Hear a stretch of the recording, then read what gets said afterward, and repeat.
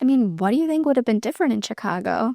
I mean, what could the city have been like if things had gone the other way? Well, all I can do is really talk about what I would have done. I think we would have tackled the financial problems much quicker, because the mayor not only obviously controls the city budget, he also controls the school's budget as well as the CTA.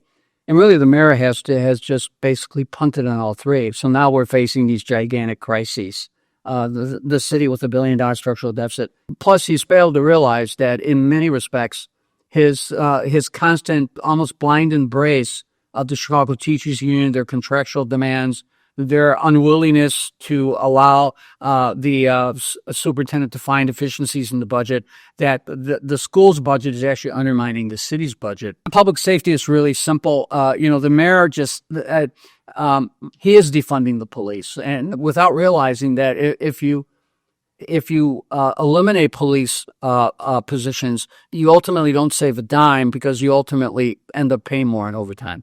I mean, just the amount of money being spent on overtime alone, you could hire another 1,500 police officers. But I would have really pushed for a return to community-based policing, where you have beat cops, where you have 911 calls being responded to.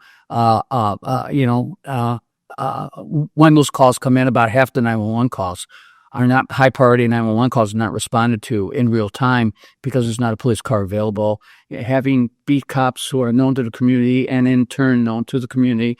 I mean, those are things I think in terms of just a practical public safety strategy. That's something that would have been different too. And I think the third thing is really having an investment strategy for the South and West sides. I mean, the mayor talks about, and you see it in his campaign rhetoric, how we're investing in people. For a mayor who has a progressive agenda, I don't think I see anything progressive about it at all. If you identify being progressive as investing into underserved communities, his housing initiative is all rhetoric.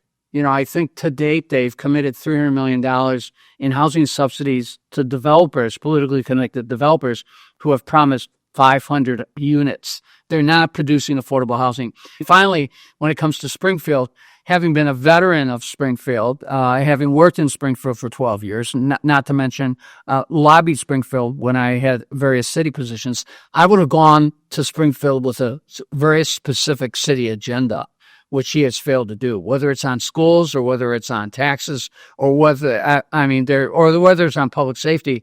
The governor said it himself. They never see the mayor. They never see the mayor's lobbyists. They really haven't gone to Springfield with a practical, realistic agenda that Springfield might be willing to embrace. So I think on all those levels, things would have been different. I think we would have had a successful 2 to 3 years. And I think the budget challenges we would have been facing this year, both in the schools here and, of course, CTA, would have been much more manageable because we would have, from day one, worked in a coordinated way to address those budget challenges.